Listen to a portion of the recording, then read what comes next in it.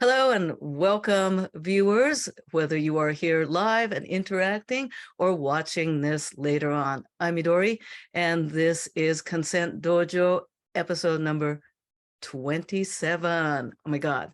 Here in Consent Dojo, we are working on building our consent muscles. And I want to acknowledge that consent, a simple word, is complicated, nuanced, and it's actually not easy.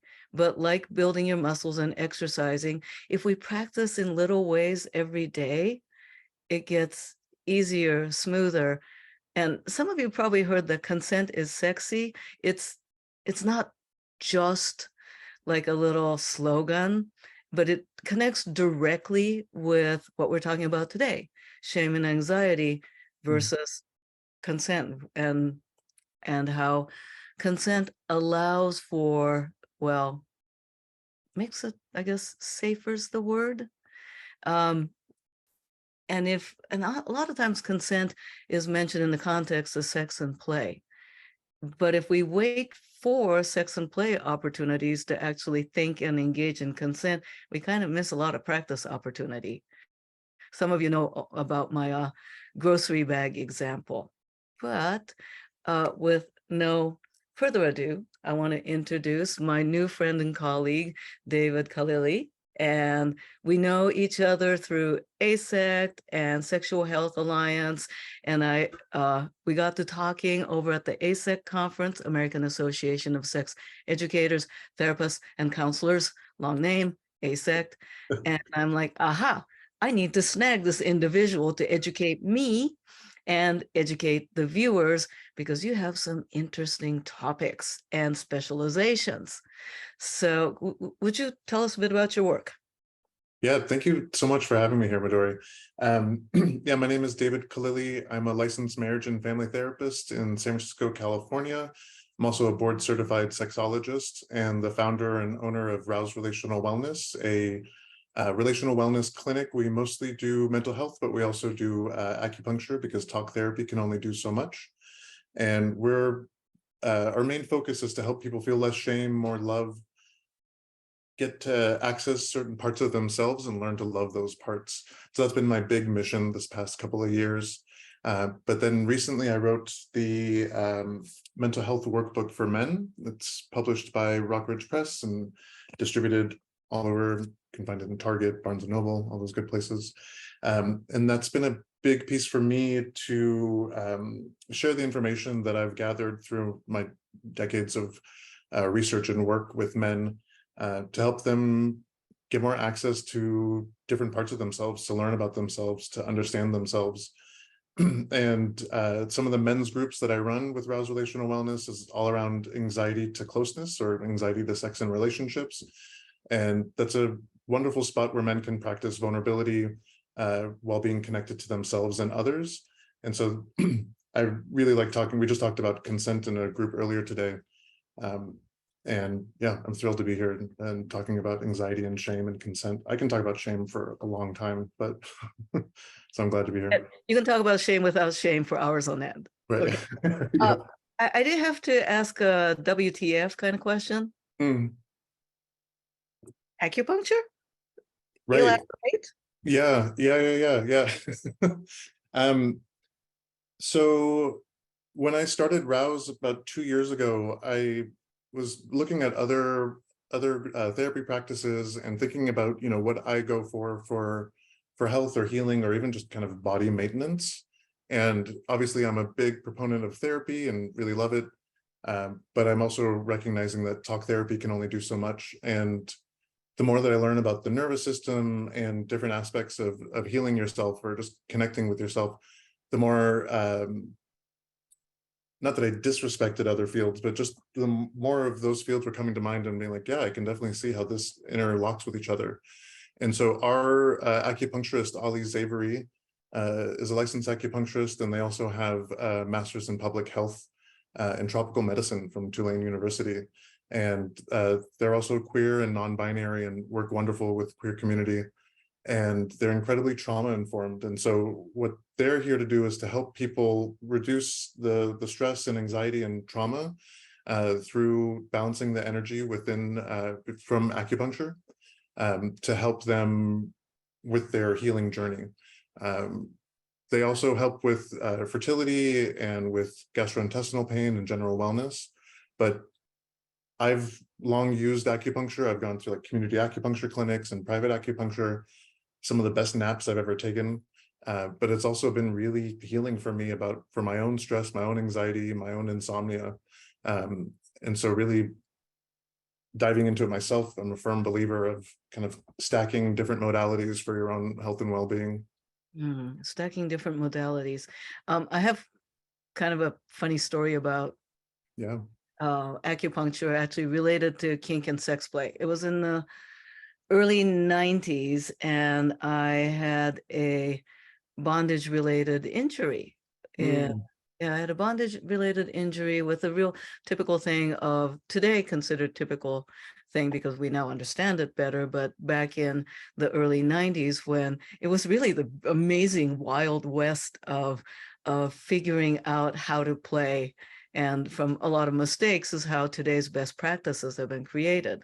I think a lot of people don't realize that today's best practice is actually, including consent, is a very new thing that we're talking about. So, but back then I had a radial nerve injury from bondage. And I'm going to specify that this actually was not anything that the person casting the rope did wrong. The one who did wrong was me, because I didn't know that a little tingly in the hand was something I probably should have mentioned, where the other person could have done something. But again, we didn't have that kind of information. So my my hand had this situation going, and it was terrifying. It was also with the way that the talk about shame and anxiety, trying to find medical professionals to talk about this. Again, we're talking about 1993 here. Yeah. But fortunately, I'm in San Francisco, and a neurologist friend was like, there's nothing you can do other than time, maybe seek acupuncture. And so I went to an acupuncturist who, in order to keep from muscular degeneration, because it was quite severe, I would go in and he would poke me with needles and connect it with electricity. Oh, cool. And I get this action going, kind of like the frog leg thing. Uh-huh. And I have this, coming from Japan, I have thought of acupuncture and the burning cones. What do you call those in English? Moxibustion? That. I've associated that with grandpas. Uh-huh. Because Yeah. the heavy westernization of medicine in Japan meant the traditional medicine was, oh, that's old men things, right? So I go in, and here's this Italian American acupuncturist, and I'm saying, yes, I'm from Japan. I don't know how I feel about acupuncture. I'm very suspicious of it, and I don't know if I even believe in it, but here I am. And he would say, you don't have to believe it. You understand the frog leg thing. Great. We're going to keep your muscles from degenerating, and you can take a good nap, and you don't have to believe anything. Yeah. That's so perfect. He won me over. He won me over so much. Acupuncture. I don't know if I believe in acupuncture. I had the same reaction the first time I went. And I mean, it's one of those naps where like time and space just don't matter or exist anymore. And I love those moments. If I can have those moments, it's just a big relief. It's a big, just kind of, you float away for a little bit, and then you come back and you're floating for the rest of the day. And and then also Ollie, our acupuncturist, is part of the kink community, and will help with either kink related injuries, or if you want to preserve your trophies, some of the bruises you have, you can let them know and they'll work around that.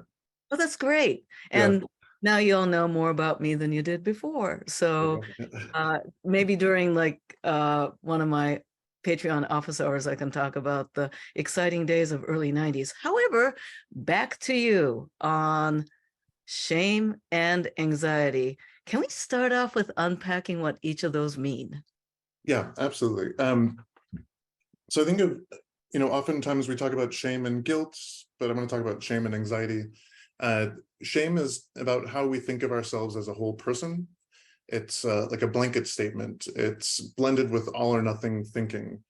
Um, and one signal of shame is when you're giving yourself whole person ascriptions, like I'm an idiot, I'm a bad lover, I'm a bad person, I'm worthless. So like when you're really beating up on yourself and you're just kind of in this defeated state. These again are like whole character ascriptions, and they become really hard to work through. If you're just a shitty person, then there's not really much room for hope or for change or for development in that way. Um, and then whereas guilt is a behavior, you feel guilty for doing a thing or not doing a thing. Um, and then anxiety covers a lot of things. We were just talking earlier about how it's kind of like an umbrella term, and the Western medical, capital A anxiety diagnosis is an overshooting of your anxiety system. And so anxiety is something that we all need. It's something that we benefit from. It protects us. It saves us in lots of cases. That twitch in my gut when I'm getting close to an edge of a cliff or something like that is my anxiety being like, that's not a good idea, maybe turn around. Where it becomes an issue is when it's just constantly shooting off or shooting off more than it should, and you're in this state of hypervigilance. Your nervous system, the sympathetic nervous system is taken over, and you're in this fight, flight, freeze, or fawn stage, where you're hypervigilant. You've got the tunnel vision, the sweaty palms, all those things. So it's like a natural alarm system that we have that gets overshot. And for this conversation, anxiety relates to the threat, and the threat can be a rejection. A threat can be, feeling like your ego is not being attended to or being hit. It can be not getting what you want, entitlement for some people.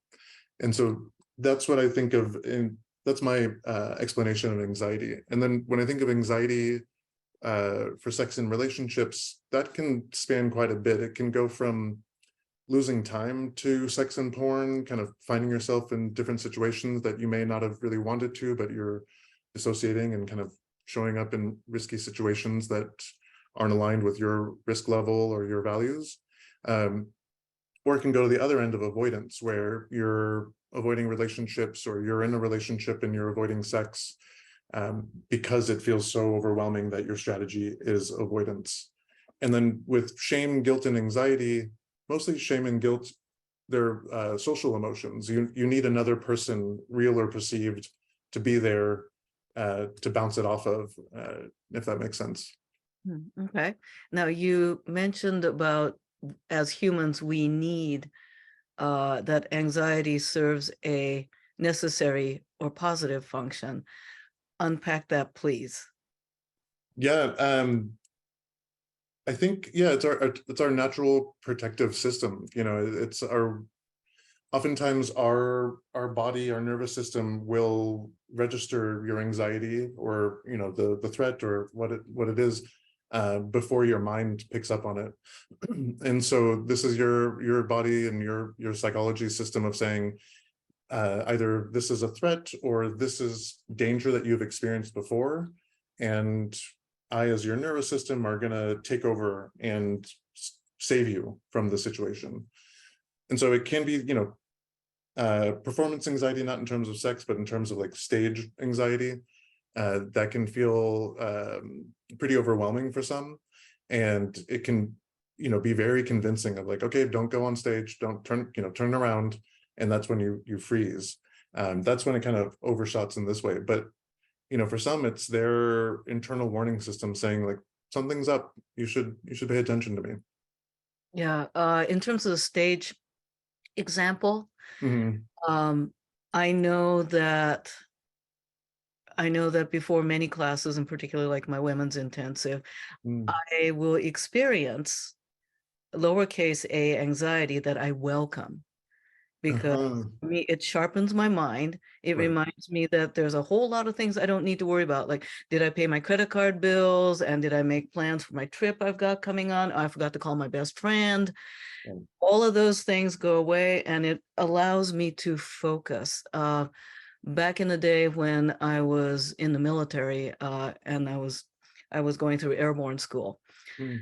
um, the trainer, Sergeant Airborne, was like, when you don't have that edge, don't jump that day. When it Huh. comes, if you're totally at ease with it, don't jump.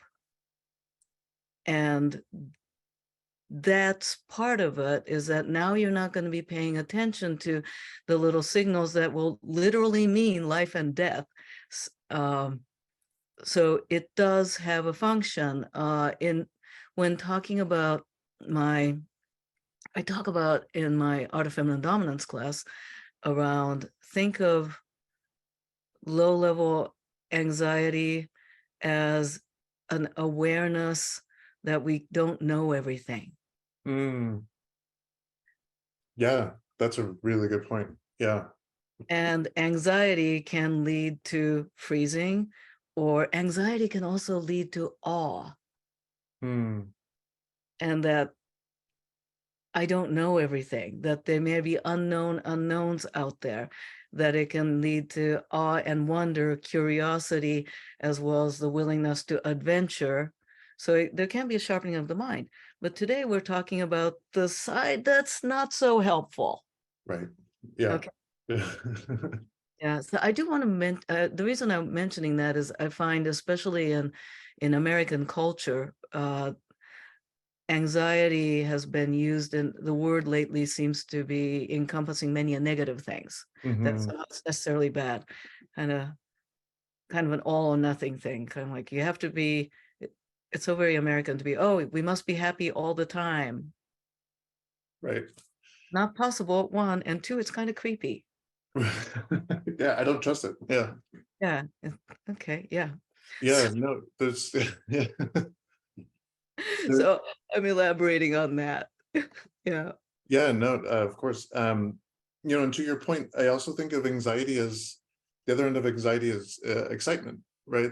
It can also be an indication of excitement. Like before today's beginning of today's recording, I was like, oh, I feel a little, butterflies in my chest and my stomach. And part of that is nervousness of like, I want to do well in this podcast. And the other part is like, I'm excited to be here. And it's kind of bringing up some of those good emotions. And sometimes it can be hard to differentiate when it's important to you. Yeah. I'm going to start with another question of, because I put this in the announcement, shame and anxiety, how are they linked? Yeah. So they're linked where if you assume that anxiety is a thing that you should never have and that it's a bad thing for you to have at all, then any instance of anxiety that's going to come up is going to be logged as like a negative experience or a negative mark against you. And the more that you're trying to control or overpower this anxiety, the more forceful it's going to get in lots of ways. There is a way of letting go and radical acceptance that can be really, really powerful with anxiety. But the more you're grappling with anxiety, like a boa constrictor that it is, the more it's going to take over you. And the more you're going to start to believe the very convincing aspects of heightened anxiety, telling you, you're bad, you're not good, you're not a good lover, you should just give up. Why are you even in a relationship?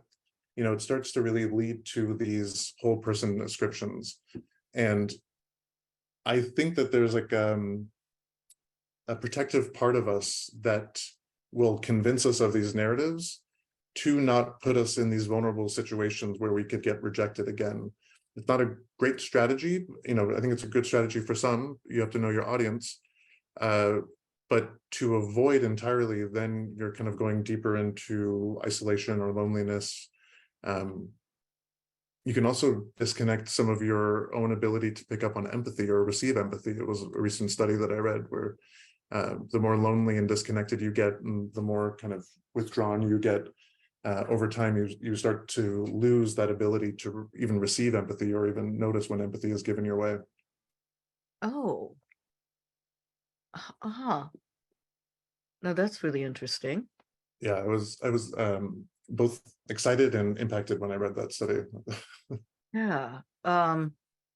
So noticing of receiving empathy. Okay. What does that mean? I think I have a sense of it, but what does it mean? Right. You start to distrust what others are giving to you as empathy. Um, your the outlook on life or the narrative you have of, I'm not uh, receptive to love or attention or care, or I'm not a good enough person to receive this. You start to really build that belief into your mind, um, where then you start to reject some of the empathy that's given to you because you're thinking, oh, if that person, and a lot of times this can be conscious or unconscious, but how can I really trust this person? You're not having the familiarity or the experience of um, interacting with people or understanding how they're trying to give or give support or empathy. Hmm. Huh. So a new study, eh? Huh. I might be interested in that link. If you could provide it later, I'll put it in the text of the recording. Yeah. Yeah. Um, how, how does how does all this impact decision making? Because we're leading up to talking about consent. Consent is Right. a series of decision making. Yeah. And so with anxiety, like if people in the audience or listeners are thinking about times that they've been the most anxious, and try to really embody that moment, stay anchored in your current moment, don't go back into heightened anxiety as best as you can control.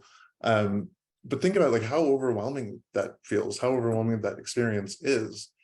Um, if you have watched The Bear on Hulu, the first season, as someone who used to work in the restaurant industry for 15 years, and it didn't work in the back of house, but they definitely captured what like getting flooded and overwhelmed feels like. The sound design in that is really impressive. And so if you think for yourself, what is it like to be overwhelmed with anxiety where you can't think straight, you're not your eyes are fluttering around, that's the hypervigilance state, scanning for threat or safety. um, you're hyper focused on either avoiding a bad feeling or going for pleasure, you're going to start to disconnect from yourself in lots of ways or other parts of yourself, and you're going to disconnect from others in the room. And so yeah, and then you can become like overly cautious or paranoid because we're starting to make decisions that go against our true needs or desires. If there's an anxiety about being liked or accepted or loved, or maybe there's trauma related to being accepted or loved, um, you may go into people-pleasing tendencies and kind of going into the unhealthy version of like service. And what happens with that case is that it can lead to your own needs not being met, to your own boundaries being crossed, and then resentment or further trauma or anxiety. And so yeah, I very much think of anxiety. Yeah, it's a total spiral that happens. And then if you understand how your own nervous system, to the best of your ability, understand how your own nervous system works, it can help you with your own shame about what you're going through. Because again, if you feel like you have to control every aspect of this meat sack of yours, you're going to feel like a failure if the anxiety or when the anxiety takes over you. But if you say, like you said, all right, I'm welcoming you, and you reminded me of one of my favorite poems by Rumi, Get the Guest House, where he talks about these different emotions that come into your guest house, like depression, sadness, joy, sorrow, and that you welcome them in and you ask them questions and you take care of them, you tend to them because they have information and they're there to protect you, they're there to help you understand yourself. And I have it in our waiting room because it's such an important poem for me. If you can take those in and welcome them, these are different parts of yourself for the therapist in the audience. It's not as, it doesn't wash you over as much as shame and anxiety can. I have a question for you of something you said, Mm, but before that, I'm going to, I invite people attending to, if you wish, in the chat to write down maybe occasions or context within, and not just sex and play. When you have that, you were talking about the overwhelming sensation of it. yeah. And again, not to go into a full experience of it, but just kind of a residual memory of it. Mhm. I would be thinking of, oh my God, oh my God, oh my God. Okay. Um, so yeah, totally experienced this like uh on the plane, less lately, but so born and raised in Japan, came over here as a teenager, did not have any Japanese speaking community around me. So I retained the Japanese, but it didn't develop, it got rusty and kind of maintained a childlike, a teenager space, right, in my Mhm. life. So on the flight to Japan, I would notice this, like the shame of like, oh my God, I'm not gonna be understood. I'm gonna be treated like a child. Mhm. I should be speaking of this at this level. It's going to be embarrassing. I'm going to not understand what's going on and being judged as, you speak crappy Japanese. And if I were like, learning uh Duolingo for Japanese for the first time, I'd be happy just saying konnichiwa. Whereas Mhm. like, as a legacy and native speaker, I'm like, oh my God, I'm not going to have a conversation around a daily feeling. And sitting in an airplane, and I can't do anything about it because I'm trapped in, hopefully not the middle seat. And that just, I can't like shake it off. Like literally, I can't run around and like get my body to like, I'm trapped. Mhm. uh wow, family of origin stress, Yeah. cultural origin stress. Yeah. And I joke about how it takes me 2 days and 2 beers to get over it. It's like your recipe for decompression. Yeah. Yeah, to be like, okay, I'm speaking well enough, I'm being understood, and Yeah. amen for Google Translate when I need Yeah. it. But yeah, 2 days and 2 beers. So somebody wrote travel anxiety is real. That's true. Yeah. So yeah, I welcome posting of the places in which you encourage that, encounter and experience that. Now, you mentioned about Mm. hyper focusing on pleasure. Uh-huh. Yeah. Um, I think for the one way that I put it is chasing your cum. If you're focused on chasing your cum, then you're going to be hyper focused on, okay, I just want pleasure. And if you really know how you orgasm from masturbation or your own techniques, then that's what you're gonna, and you only have like specific techniques that you use, then you're going to be constantly scanning yourself and the situation for, am I moving in the right direction? Am I moving towards pleasure? This makes me think about linear model of sex versus circular model of sex, but maybe we can talk about that in a bit. And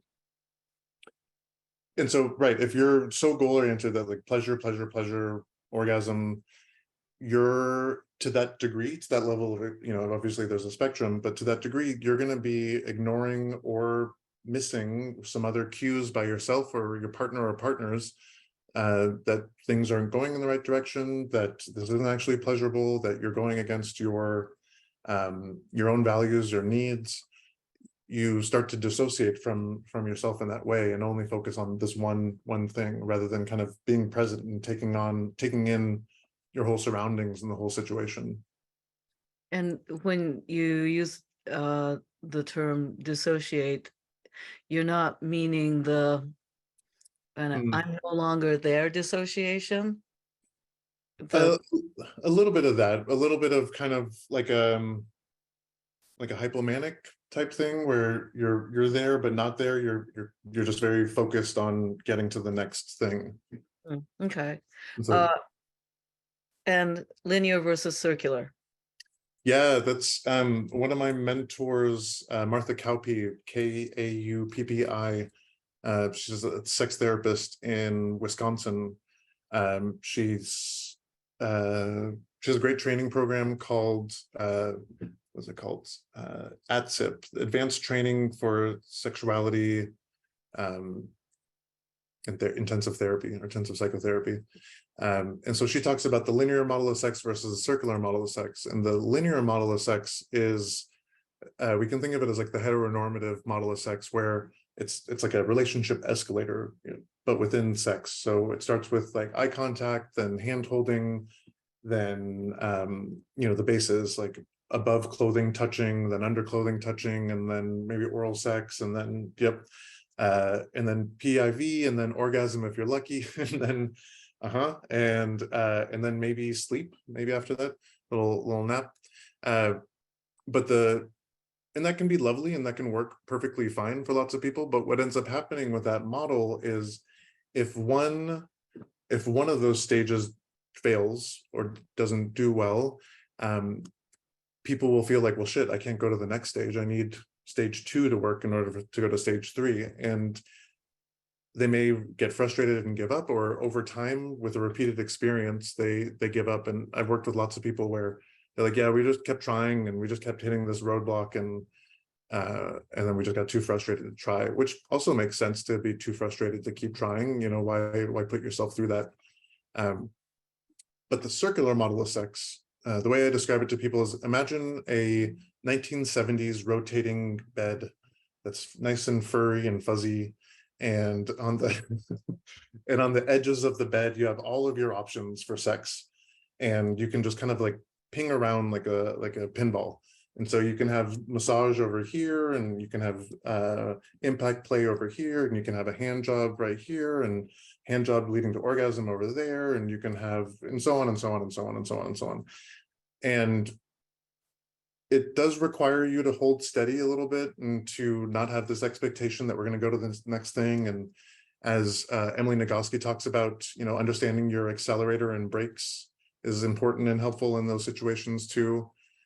So being okay with ramping up your erotic energy or sexual energy, and then being okay with slowing down a bit and going to another thing, is beneficial in there. Maybe it's because you mentioned circular and spinning. I found myself thinking of a big dim sum spinning table. Yeah. Oh, you mentioned Emily Nagoski, Nagoski. She wrote Come As You Are, and her recent book with her sister, Burnout, is a really great book about understanding your nervous system and burnout. Great. I'll make sure to get the links, and if you're viewing this later, just look down there. Great. Now I'm hungry for dim sum. Yeah. And we have a vote of loving both the books as great books. And another wrote, circular sex sounds like sex game, which keeps things exciting. And another writes, linear sex, the reason we have an orgasm gap. Yeah. So, and thanks for putting in the link there. Much appreciated. And all right, so decision making starts to go out the window. Right. Okay, then somebody mentioned earlier about like first date anxiety, which I suppose would be a good thing up to a point, kind of like that excited stage, right? Yeah. So first date would directly connect with consent situations. Right. All right, and decision making. Can you maybe paint a picture of a first date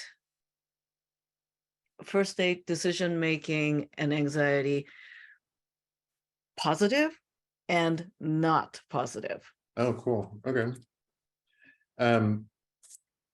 And just, you're reminding me of a thing that I'm setting up right now with the Bloom community. I'm going to be doing a workshop sponsored by Bloom sometime in September, talking about anxiety and dating. And one part of that workshop is going to be going through a first date with someone, with a character, and going through what they're experiencing. So good anxiety and bad anxiety, kind of thinking out loud here. I think with good anxiety, or like productive anxiety, helpful anxiety, that would be something that would help you be mindful of what your values are, what your intentions are. Anxiety of, is this person having a good time? What sort of cues are they giving me? So that the hyper awareness that comes from anxiety can be useful with the date, as you're trying to be on your best behavior, or trying to mind your P's and Q's, but also show parts of yourself that you want to be seen. I think those can be really helpful aspects of anxiety, where you're reminding yourself, okay, I'm excited, I'm looking forward to this, I want to make a good impression, but I'm also in tune with myself and with the other person, and not assuming, I think that's the other thing that another bill of goods that the patriarchy sold to men, which is that men should just know what their partner wants sexually, and should be able to just kind of bestow orgasms upon them. And that's, maybe that does happen sometimes in those unique situations where there's that chemistry and all that good stuff, but in reality it doesn't happen that often. There really does need to be a communication of needs and desires and boundaries and all that. I think bad anxiety or unhelpful anxiety could show in lots of ways. It could be getting so overwhelmed and anxious that you're just freezing in the moment, and you're not knowing what to say. And then while you're trying to figure out what to say, you've got this other part of you that's going, come on, man, why don't you come up with something better? What are you doing? And so it's this negative self-talk that's in the background, that's kind of like the old men Muppets in the balcony, just kind of harassing you and making fun of you in the background. Yeah. I definitely label those as like negative voices sometimes for people, because it can be helpful to just kind of make them silly.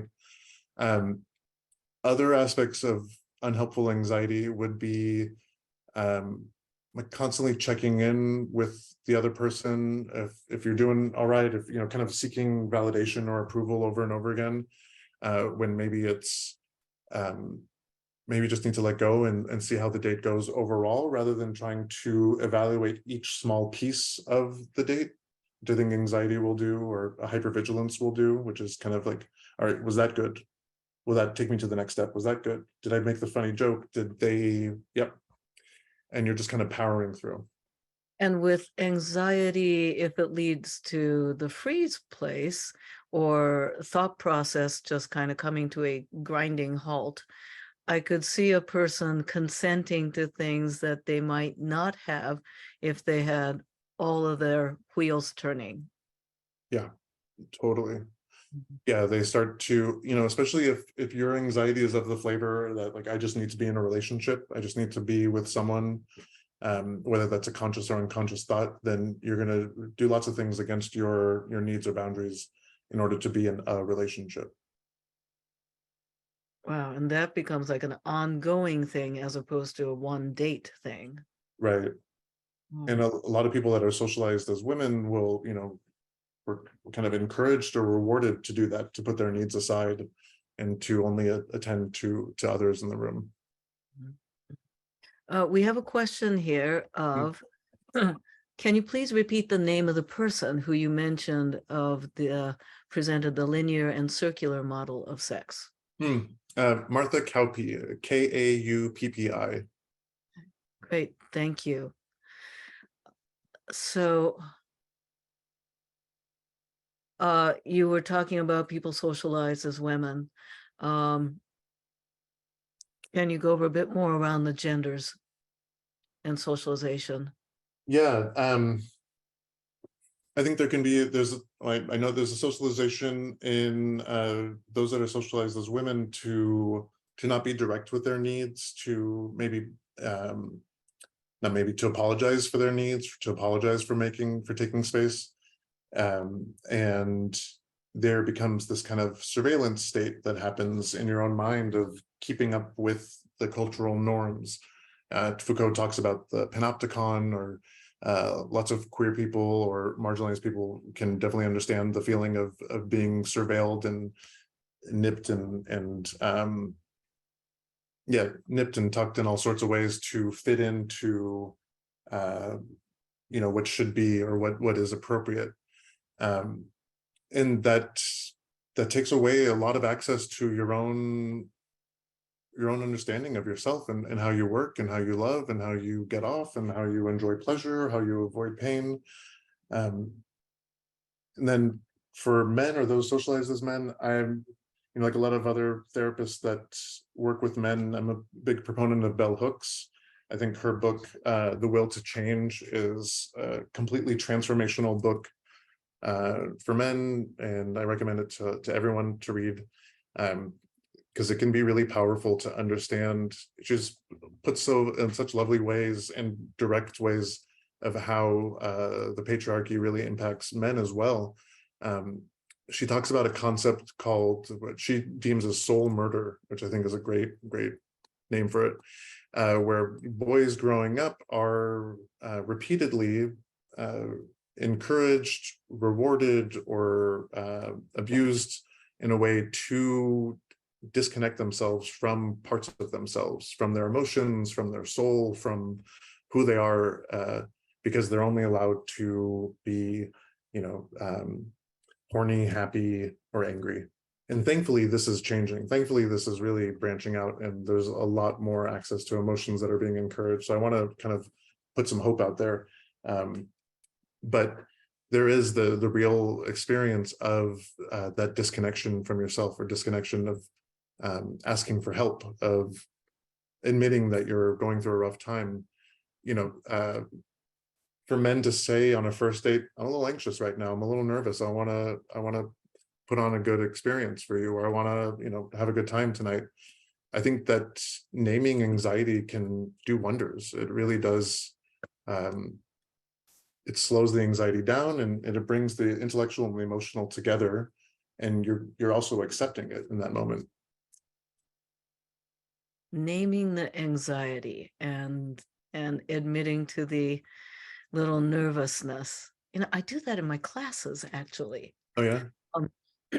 Especially after COVID vaccines became available, and the first few in-person events, I would open this with, I don't remember what it's like to be with people with legs. And I'm probably going to get stuck sometimes, so please forgive me. And that makes it so much easier. Yeah. It does. I mean, the first time that I interacted with someone, I think it was like, August 2020, I'm making it up. It was sometime a few months into the pandemic, and I was trying to sublet out my office for people to use for remote work. And so we're masked and we're doing all this stuff. And as I'm kind of doing my wrap up talk of like, yeah, think about it and let me know what you think. I just started to turn the light switch on and off, just like nervously flipping it on and off. And they were like, what? I was like, I haven't been around people in a long enough time, so apologies. And we both got a chuckle out of that, and then walked outside, and things were okay. Yeah, and that's particularly funny with two mental health professionals. Yeah. COVID, that whole period is like that we're not talking about much, really. was all anxiety. Oh my God. Yeah. Oh shit. You mentioned about female socialized people apologizing in the context of date and sex. Can you give us some examples? Like, what might we hear somebody else saying? What am I going to hear myself saying?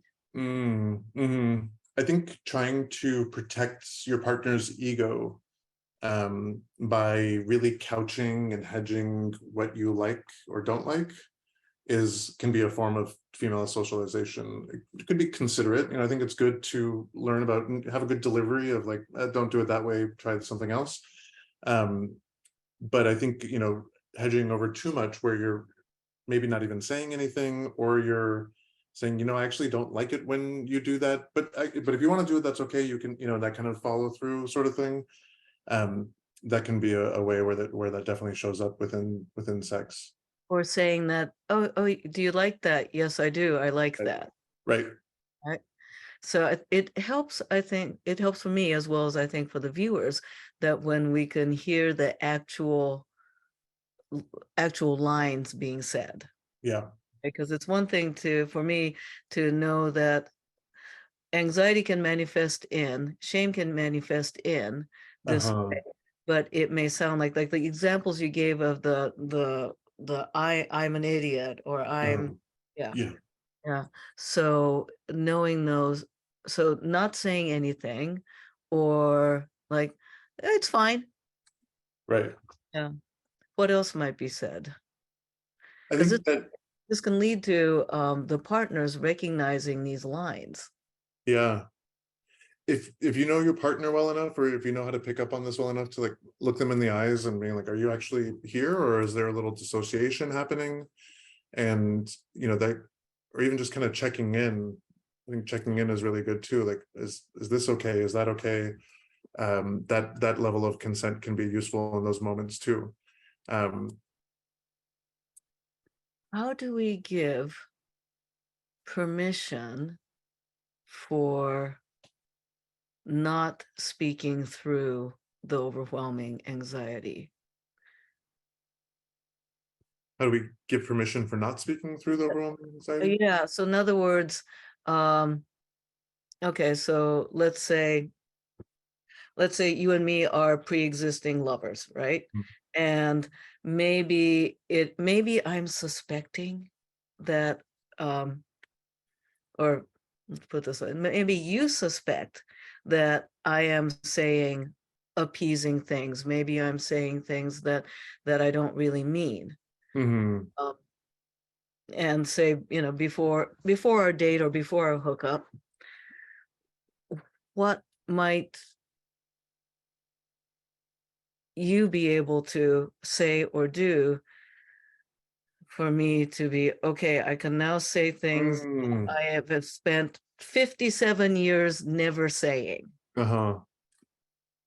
Yeah, I think maybe like setting the tone, setting the vibe or expectation that I'm the kind of person or guy that likes feedback. I like communication. I like hearing how things are working or not working. And I'm not going to take it as an offense, or if I do, that's for me to work on, and that's for my own work to address. So kind of like setting the groundwork to be like, yeah, this is a feedback centered, that sounds so clinical right now, feedback centered play. Yeah, I think having that thing could be really useful. The nice aspect of like the BDSM checklist, or now there's the app called Switched, I believe it's called, where you can match it with a partner and then you can see the overlaying of what matches and doesn't match. That's a really lovely way of getting that kind of out and about. I also like what the person just put in the chat. I don't want you to fake an orgasm. That's really solid as well. And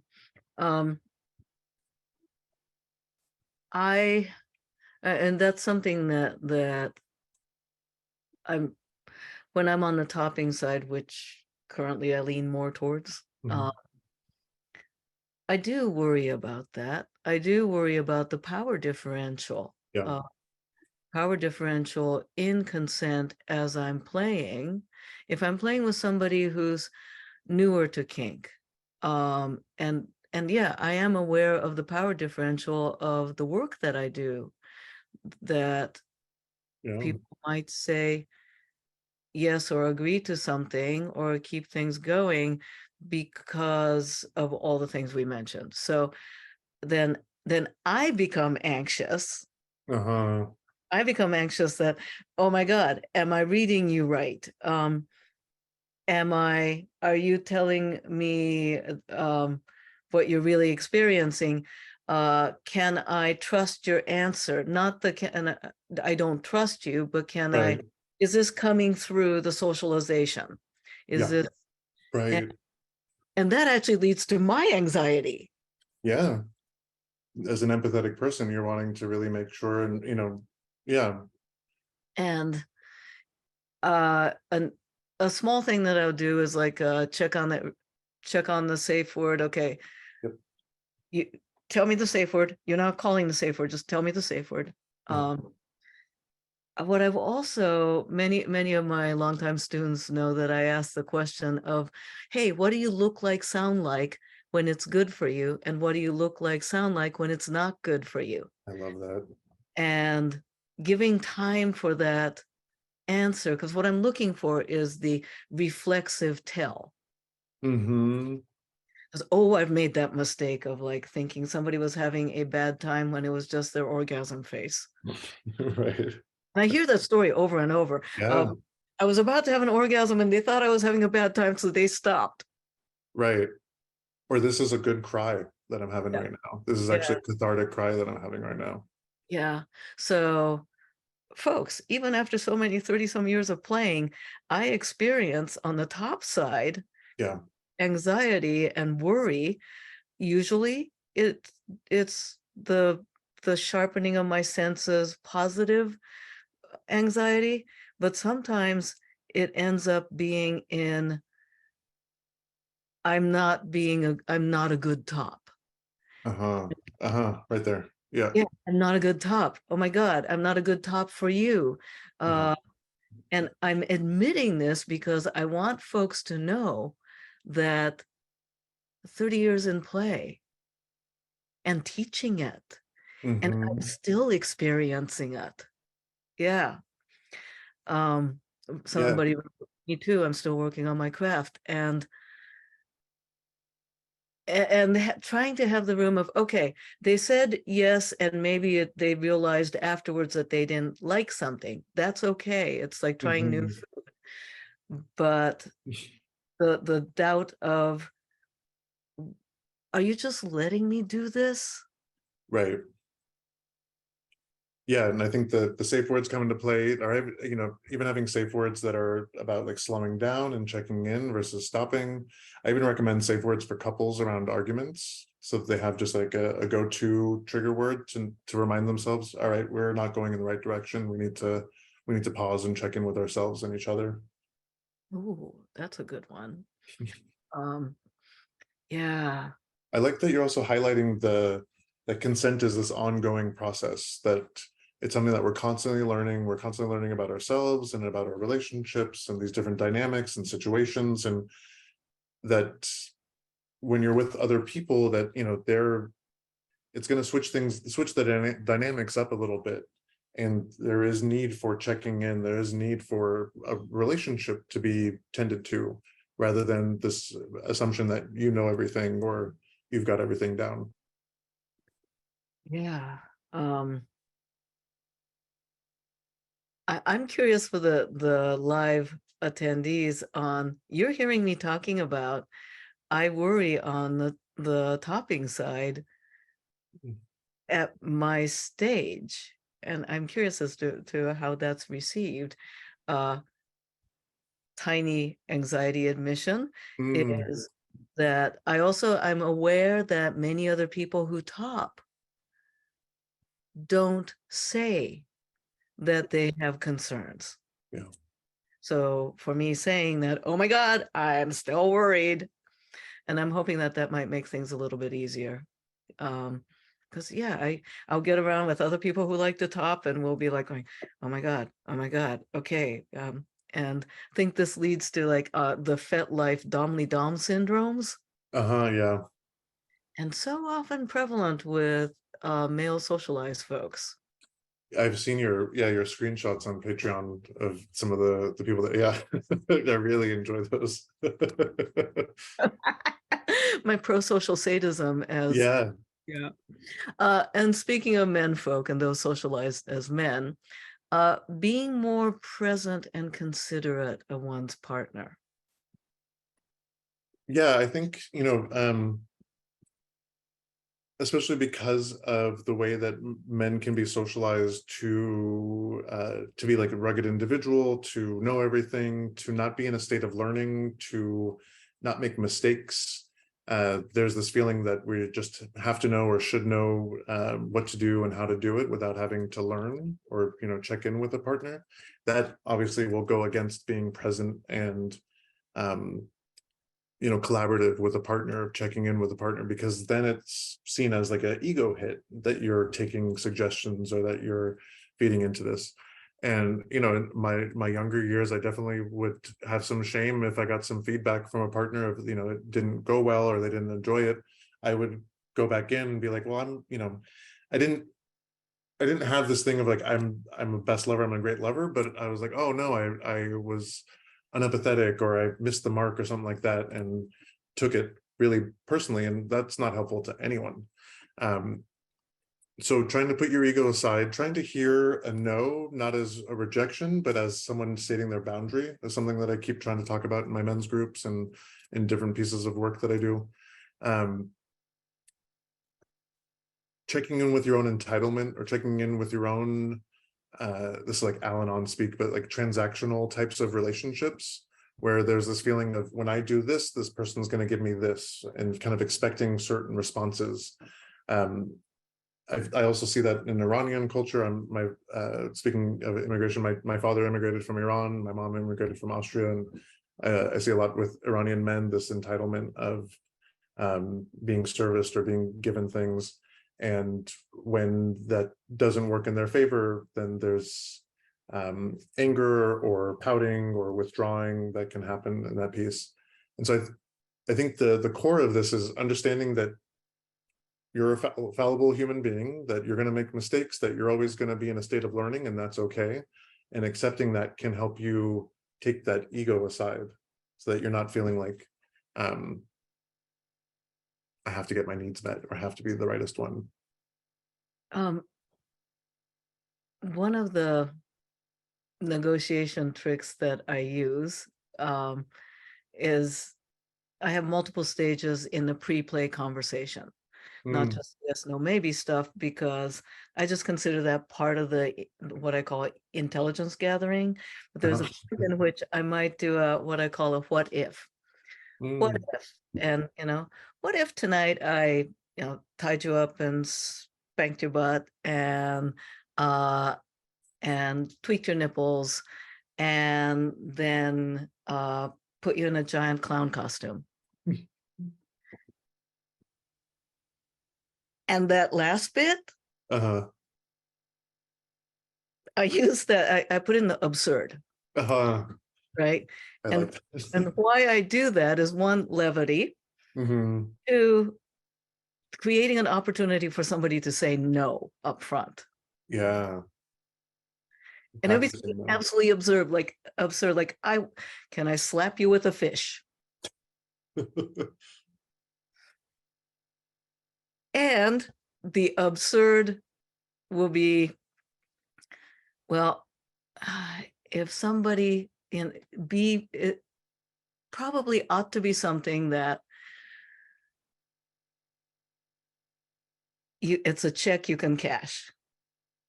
Because they might say yes. Right. Like, and I have slapped people with fish. Like a trout or a halibut or like... 2 trout. I also used an orange slice of orange roughy because I couldn't find a whole fish. Oh, no. Really. But set that up at the beginning. Yeah, absolutely absurd, right? And they're like, no, do not dress me up as a clown. Right. And I'm like, great, I gotta know. Let's not talk. Yeah. And sometimes I'll be like, I've always wanted to do that. I think of that as like you're allowing space for like differentiating from the other or them differentiating from you, saying like, we're connected, but I'm going to have my own needs and boundaries, and that's okay. And in our couples work at Rouse Relational Wellness, that's something that we try to encourage, is when we notice there's differentiation in a couple, we're like, great, why is that a no? to really encourage the person, especially when we're noticing that there's a difference in power in a relationship. We're going to try to help the person with the least amount of power to take up a lot of space and speak up for themselves. So why is being dressed as a clown a no for you? Right. Elaborate on that. Yeah. Why? What does that hit for you? Yeah. Okay. So it might be, I don't want to look ridiculous. Okay, then Mhm. can I dress you in something that's different than your everyday? How about a ballerina? Uh-huh. Oh, okay. So it's not the being dressed, it's the being ridiculous. Mm-hmm. Right. Then you're getting to like the core, what the emotion is underneath that they're wanting to get to or wanting to avoid. Mhm. So, and I mentioned that one because early, again, this is another early 90s story. Cool. A girlfriend of that time, uh, and most girlfriend and my first real top, there was a scene in which she dressed me in really unflattering, kind of dumb way. Mm. And I say dumb because that was how I felt. Mm-hmm. And we were playing a bit with erotic humiliation, except it didn't work because not in the way that we thought. Because for me, it was just like, this is really bad fashion. I don't feel humiliated. I Uh-huh. just feel like this is bad fashion and I just feel a bad ick. And why are we doing this? Where it would have been different had, say, she put me in assless pencil skirt. Uh-huh. Because then it would be that juxtaposition of sexy and transgressive and yet going against the modesty upbringing, Mm. as opposed to of poor taste. Right. Right. And for somebody else being put in a poor taste fashion, whereas for me, I was like, no, Isn't gonna work for me. Yeah. it's clothing humiliation. Yeah. And yeah, I tried it and it was like, eh. Not your thing. Now, in one of our pre-conversations, you specified about how men can be more present and considerate of their partners. I realize that you work a lot with, and a lot of your focus is with men, considering your book, The Mental Health Workbook for Men. Mm-hmm. Do you find that common among those socialized as men? Yeah, I think there it can be related to the transactional nature of there I'm providing for the household, I'm providing for the relationship, and so therefore I should be receiving these certain things. So they're not being really present to what their partner actually wants, but they're more thinking about their own entitlement or what they deserve or what they should be getting. um I think not being present in or being more focused on being liked or being seen as dominant or being seen as the right lover or whatnot, then you're starting to do things to prove to yourself that your partner likes you rather than actually checking in with your partner and seeing how much they like you in that moment, or what sort of cues they're giving you or what they're saying to you directly. um yeah, I see it quite a bit where yeah, there just becomes this hyper focus or this expectation of um receiving, yeah, an orgasm or receiving what you only want, in your own pleasure. Mhm. I want to address a question that's popped up, Yeah. and I'm not sure if I'll interpret this correctly, but quote, can we talk about how making assumptions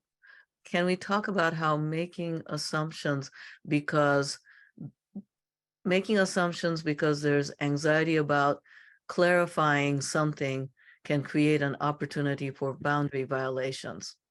Not Mm, okay. Uh, I'm not, I think I know where this person's going. yeah, I'm stumbling a little bit over this. So if the individual wouldn't mind clarifying that, that would be great. But making assumptions because of anxiety of asking for clarification. There we go.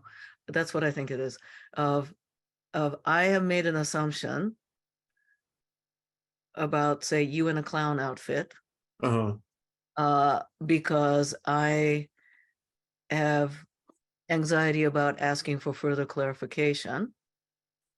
And then that ends up leading to boundary violations. Right. Yeah, there becomes like a missed opportunity for clarifying what the actual person means. Like you've done with me in this interview, like, can you elaborate on that? So, or even saying the what if scenarios. Yeah, I could see that definitely being a case. I also, other way that I heard this was sometimes people will ask you to explain your boundary as a way to find a way through that boundary, almost like a sales technique sort of thing. And that can be really obviously messy in lots of ways. It can be anxiety provoking, or, if the person has had that trauma in previous relationships, it could be showing up in their current relationship, even if it is wonderfully safe and empathetic and all that connected good stuff. Their own trauma or their own relational trauma could be coming up of like, oh wait, I know I've been down this path before. When I've had to explain myself, I was just met with other reasons as to why I shouldn't feel that way. Okay, so David, why don't you want to be dressed as a clown? Yeah, I don't want to feel ridiculous. I don't, and my nose is already too big to fit the little red thing. And I could be saying that to actually find out where the guardrails are. I could be Right. saying that to go, come on, I know you really, yeah, I want to, so come on, give it a try. Exactly. Yeah. Getting your foot in the door sort of thing. Uh, being aware of time, I also want to ask some questions here. What's the appropriate way to seek consent without making others feel pressured? And I think this relates to, and why don't you want to wear a clown outfit for me? I feel like pressure causes people to consent to things that they really not because of pressure or fear. Yeah. Appropriate ways to seek consent without making others feel. I think, when they do show differentiation, or when they are saying their no, for you to receive that gracefully, and for you to show that you can receive the no. So you're modeling this, you're kind of building the perspective, you're building the precedent that receiving a no is okay. I think that can be a good one. Maybe even hedging at the beginning of your question, like, I'm not asking this question to push your boundaries, I'm really just wanting to understand the guardrails, I'm wanting to get more clarification, can you share a bit more? I think some of those, kind of expressing your intention for why you're asking the question, could be helpful, so then they're not projecting or assuming, or yeah. I wonder if it would be helpful for, would it be helpful for some if it's just straight out saying that, look, I get concerned about people, maybe not necessarily you, first play date, going along with me because of feeling pressured or whatever. I worry about that, so help me out here. Yep, I like that. Yeah. Because then you're also, yeah, you're naming the intention for yourself, your own experiences. You're not saying, you're not putting it on the other person of like, explain it, tell me why, convince me why this is a good boundary for you to have. That asking of help, right? So nowadays I tend not to play with, well, I tend not to play with people who are brand new and I meet at a conference Mm. and where I'm teaching, because power dynamics, Right. but also transference. Yeah.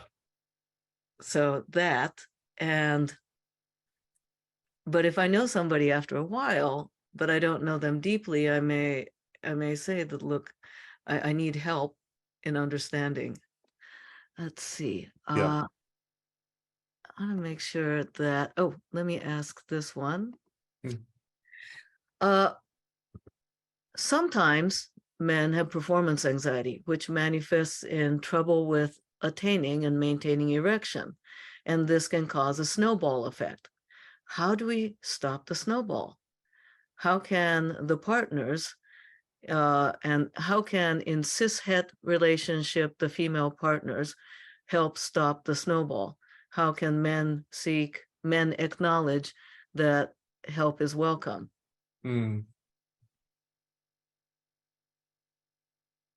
Yeah, so I think the hyperfixation on whether your dick is hard or not is gonna take, it's another way of getting, pulling away from being present in the moment. And in your mind, no matter what activity you're doing, in your mind, you're really just like focused on your dick and on the blood supply there. And so trying to take yourself out of that moment so you're not constantly scanning your own hardness or how close you are to orgasm or not, brings you back into the full picture of you and your partner or partners. And one thing that I recommend with that is utilizing other senses that you have. So trying to incorporate smell or sight or touch. And so focusing on your partner. What do they smell like? What do they taste like? What do they feel like? What does their hair feel like in your hands? That way you're then pulling yourself out of your own kind of inward facing and you're bringing yourself back into the moment. Okay. And how can the partners help in that? Normalizing, saying like, yeah, that happens all the time. Maybe even saying something like, I've never heard of a man that can always have an erection at any time. That kind of normalizing the ebbs and flows of the body. A technique that I would recommend, it's also in another workbook that I wrote, Sex Warriors, which I didn't give you a link to, but it's okay. It's on rousetherapy.com. It is wax and wane. And this is a technique where you can do with yourself, or you can do with a partner. And so what you're doing is you're masturbating to the point of getting an erection, and then you let go and you let yourself fully deflate, as I like to say. And then you go back to masturbating and you pull it back up, and then you let go and you let it deflate, and you go back and forth, back and forth. And what it does is it trains you and it lets you know and your partner know that, like, hey, just because it goes down doesn't mean it can't go back up. And that also, for the person who has the penis, it's helping them notice for themselves what it feels like to gain an erection, have the erection go down, and have it come back up again. You're learning your own system in that way. Wax and wane, as opposed to wax on, wax off. Oh yeah. It's not this. Not that hand motion.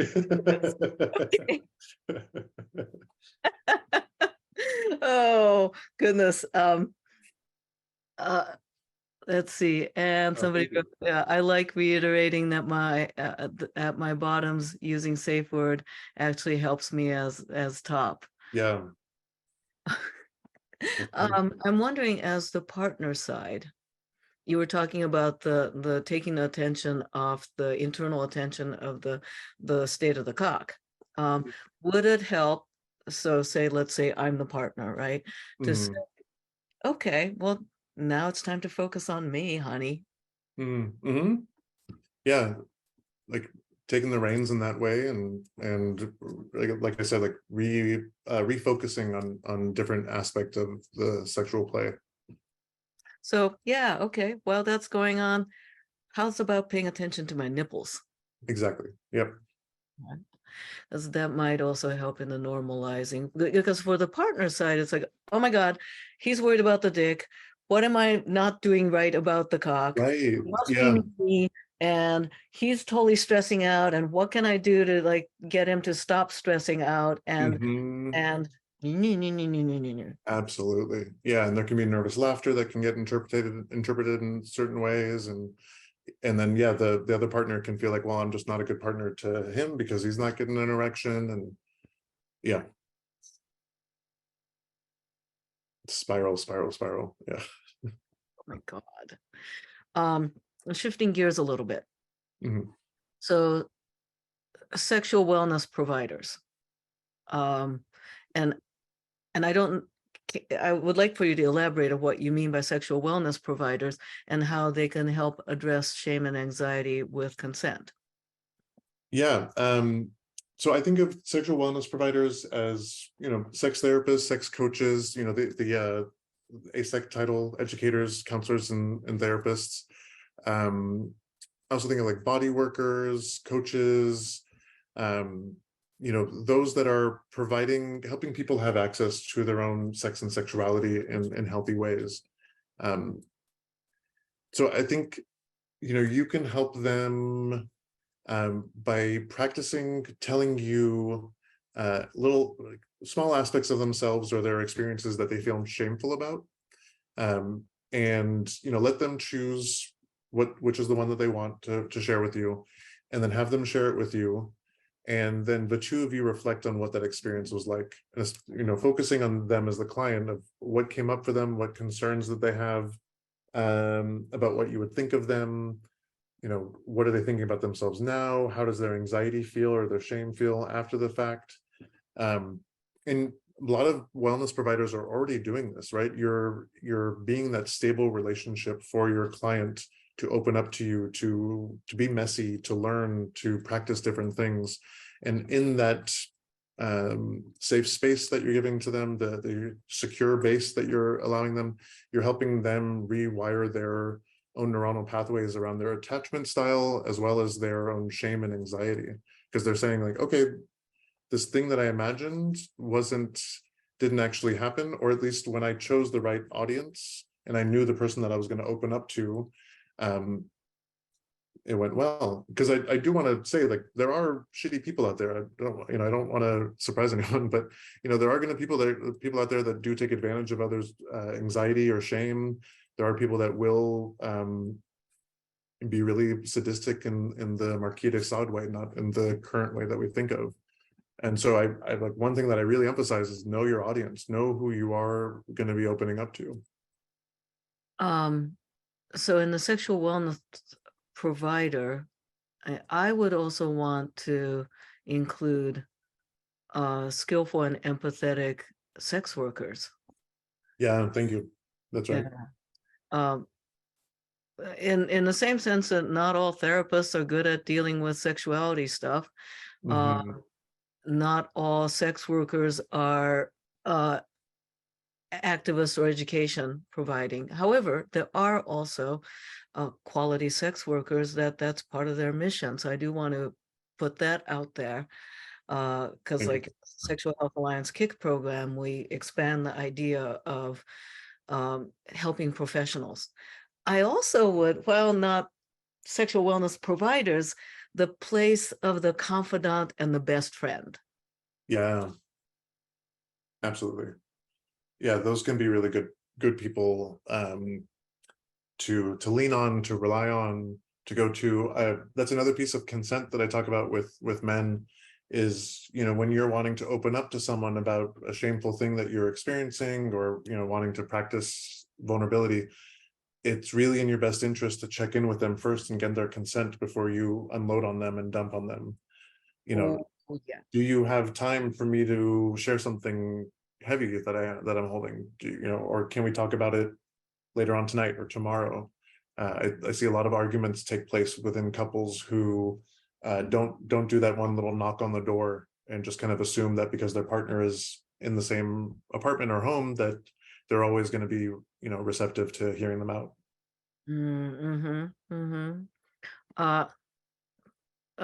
There's a question in here that really is not necessarily relevant to the conversation, but I do want to answer it. Somebody asked, am I weird or unnormal because I'm turned on by being naked in front of people on cam events and in person? You're not unusual or at all, actually. Otherwise, there wouldn't be all of this events and services. However, this is adjacent and not necessarily related to our conversation. So I'm going to invite you to join my Patreon for my regular office hours, and you can ask in there. So it's slightly off context. So come by my Patreon, ask during the office hours, and during the office hours, please don't be naked, because that is not what our office hours is. But do that with consenting people. Yep. because I do not consent to that in the office hours. Note how consent just got, I like it. Yeah. yeah, launched there. But seriously, to people who have other questions, please feel free to come to my office hours. Now, last few minutes here, I'm going to be asking you for homework for our lovely attendees Yeah. and reviewing this. Yeah.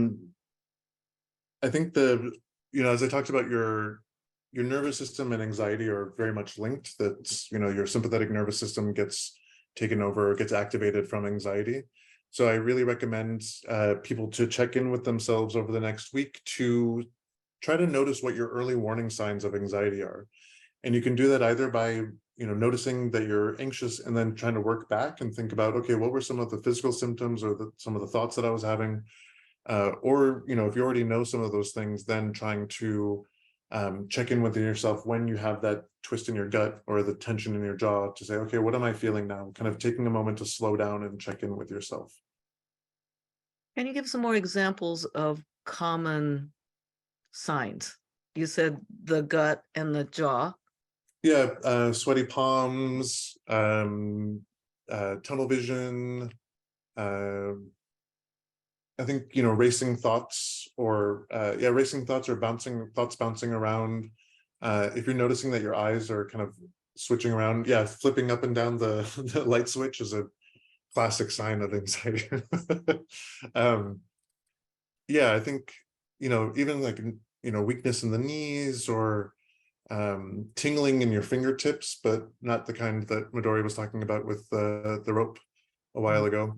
Like the tingling in your fingers and all that, like that's a sign that your blood is going all to your main organs and kind of helping you with the fight or flight. Somebody Fidgeting, tightness in the chest and fidgeting. I think early on you may have mentioned about eye movement.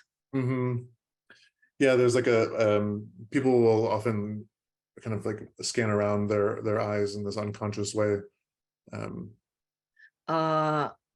I was experiencing recently, not in the sexual realm, but dealing with family of origin realm, repeated thoughts. What is the term for that?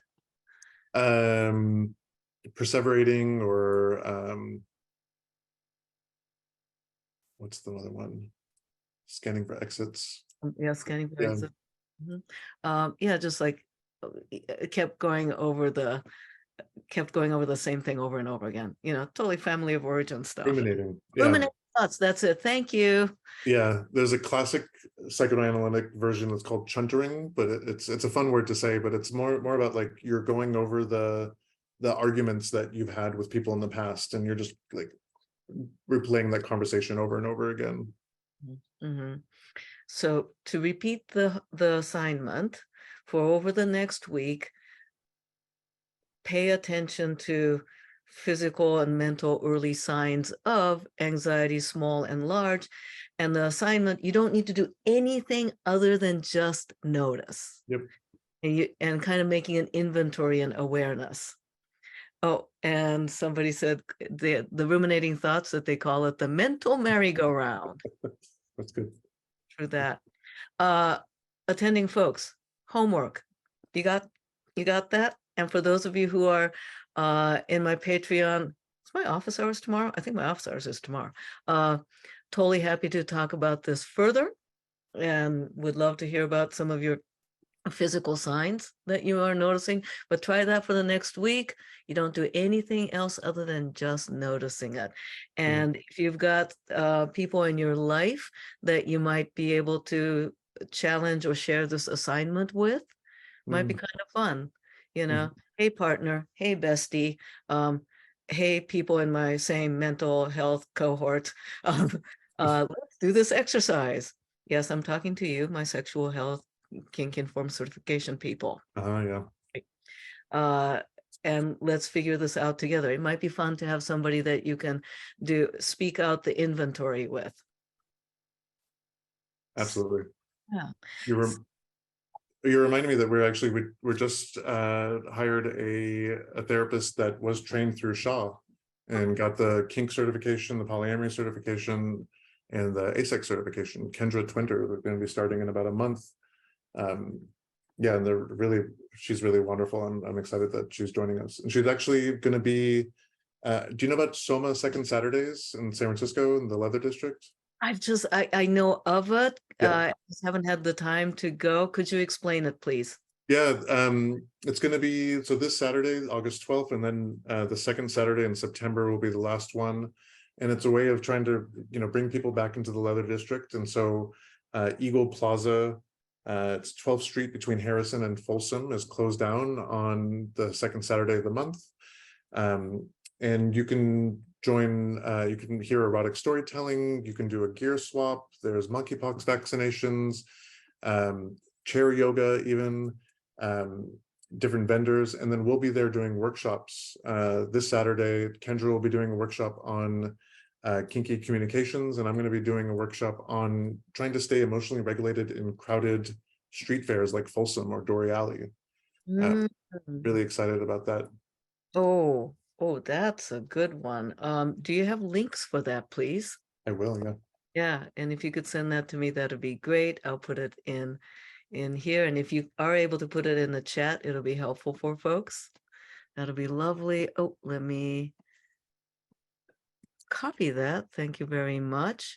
I am unfortunately not able to attend because I am at the Boundless Retreat. Oh, nice. Yeah, and I need to, that's right, I need to finish my negotiation with volunteers for my humiliation play class. Uh-huh. Oh, boy. Yeah, I'm just writing it down in my to-do list here, which is very long. I want to thank you, and to those attending, if you have parting words for David, that would be lovely.